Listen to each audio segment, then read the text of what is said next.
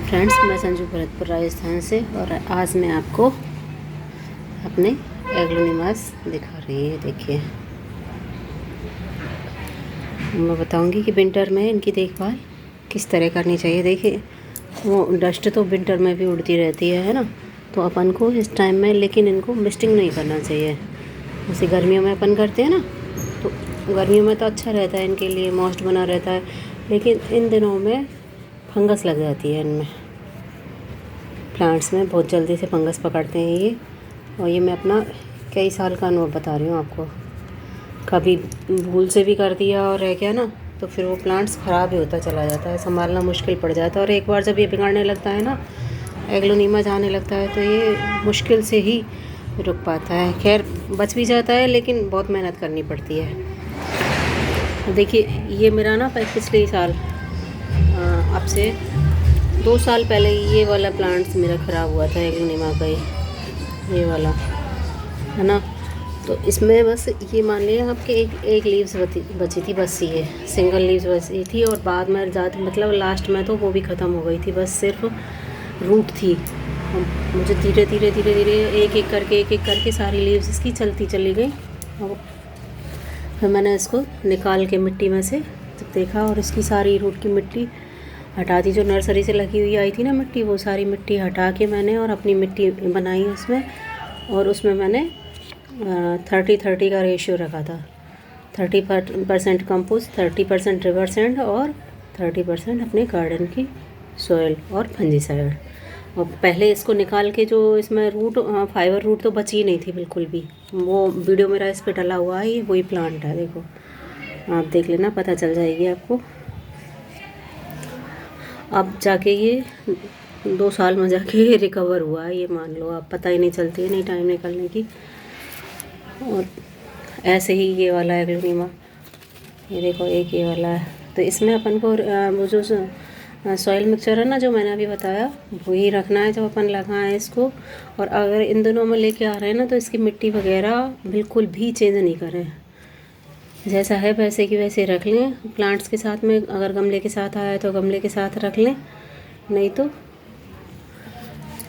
अपने गमलों के अंदर ऐसे ही रख दें। जैसे अपन वो पॉट में लगा हुआ था, थैली में लगा हुआ था, किसी भी गमले के नीचे रख दें। और फिर जब फरवरी आए ना, तब रिपोर्ट करें इनको। मेन ये बहुत ज़रूर ध्यान रखें। और पानी, इनमें पानी की बहुत रिक्वायरमेंट बहुत कम होती है इन दिनों में। देखो, मेरे सारे ये प्लांट्स की मिट्टी देखिए, ये मेरा ये मैं अभी लेके आई थी। इसको लाए मुझे ज़्यादा टाइम नहीं हुआ, पर मैंने इसको चेंज भी नहीं किया। देखिए, रेड सॉइल में लगा हुआ है। बस मैं इसके ये ध्यान रखती हूँ, जब पानी बिल्कुल सूख जाता है ना, तब मैं इसमें पानी देती हूँ।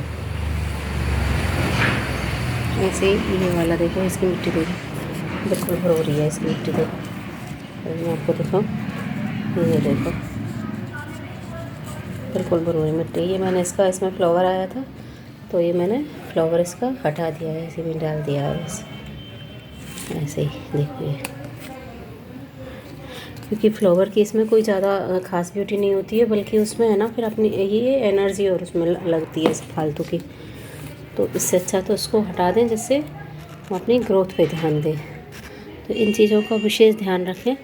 और जैसे अब इन पे है ना हल्की हल्की धूप आ रही है, अपना प्लेस ऐसे सेट करें जिस पे धूप इनमें लगे ना, तो बहुत अच्छी रहती है। सर्दी की धूप अगर इनमें लगेगी तो ये डोरमेंसी में बिल्कुल भी नहीं जाएंगे, प्लांट्स ग्रोथ करते रहेंगे।